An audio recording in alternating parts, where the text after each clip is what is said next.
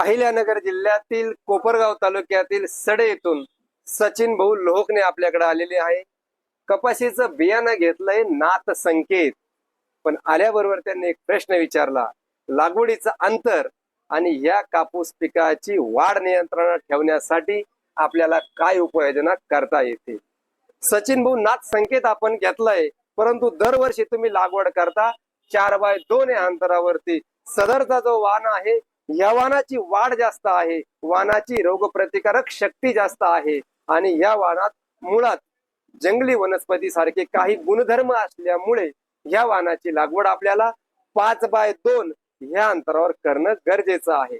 तसेच या पिकाची वाढ मर्यादित ठेवण्यासाठी नत्रयुक्त खताचा कमीत कमी पुरवठा या पिकाला करावा लागतो।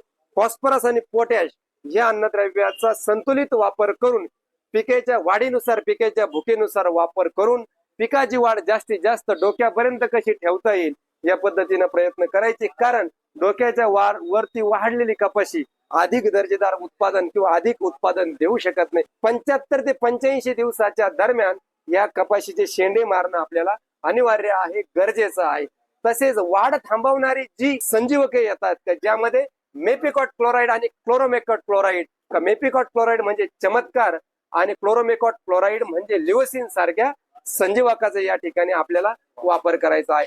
तसेच पीक 15 ते 20 दिवसाच्या दरम्यान असताना सुद्धा आपल्याला 1 लिटर पाण्याला 1 मिली चमत्कार किंवा लिओसिन, 1 लिटर पाण्याला 1 ग्रॅम सल्फर जरुरी प्रमाणात कीटकनाशकाबरोबर एकत्र करून आपल्याला या ठिकाणी वापरायचं आहे।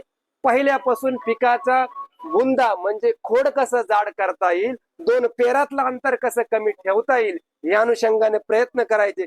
2 पेरातलं अंतर जितकं कमी राहील तितक्या कमी अंतरावरती कैऱ्या लागतील आणि मग कैरींची एक बोंडांची एक साखळी, ज्याला आपण घागरमाळ म्हणतो, या पद्धतीनं एक घागरमाळी सारखे कैऱ्या असणारे झाड त्या ठिकाणी आपल्याला निर्माण करण्यासाठी हे सगळे संस्कार सांभाळायचे आहे। योग्य अंतरावरती लागवड, 15 ते 20 दिवसाच्या दरम्यानची एक महत्वपूर्ण फवारणी, 70 ते 85 दिवसाच्या दरम्यान शेंडे खुडणे आणि पिकाच्या वाढीच्या अवस्थेमध्ये 2 वेळेस चमत्कार किंवा लिओसिन म्हणजे मेपिकॉट क्लोराइड किंवा क्लोरोमेकॉट क्लोराइड याची फवारणी।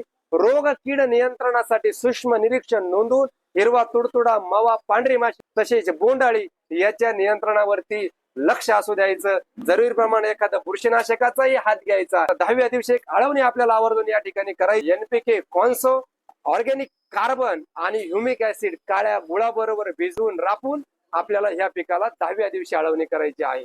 धन्यवाद।